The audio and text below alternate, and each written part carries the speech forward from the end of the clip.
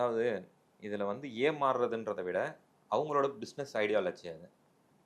இப்ப அந்த அந்த ப்ராடக்ட்ஸ்ல ஆஃபர்ல வர ப்ராடக்ட்ஸ்க்கு பார்த்தீங்கன்னா, ஆஃப் கேரண்டியோ, வாரண்டியோ இருக்காது.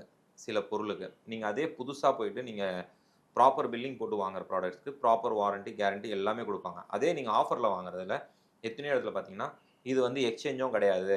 இதுக்கு கேரண்டியும் கிடையாது, வாரண்டியும் கிடையாது. அப்படியே குடுத்தாலும், புது பொருளுக்கு அதாவது புது பொருள்னா ஆஃபர் இல்லாத பொருளுக்கு நம்மளுக்கு ஒரு 1 இயர் வாரண்டி குடுக்குறாங்கன்னா, இதுக்கு வந்து 3 மந்த்ஸ் தான் வாரண்டி குடுப்பாங்க. அவ்வளோதான். எல்லா பொருளுக்குமே ஒரு லைஃப்ன்னு ஒண்ணு இருக்கு.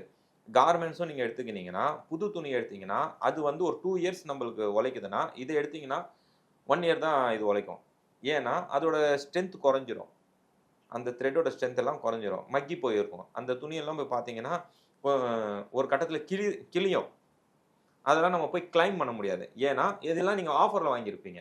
இதுதான் ரீசன். ஆஃபர் வந்து யாருமே வந்து சும்மா எடுத்து குடுக்குறது ஆஃபரே கிடையாது. ஆஃபர்ன்ற பேர்ல உங்கள வந்து மண்ட செலவ பண்ணி, உங்கள உள்ள கூப்ட்டு, உங்கள ஸ்கேம் பண்றதுக்கு பேரு தான் ஆஃபரு.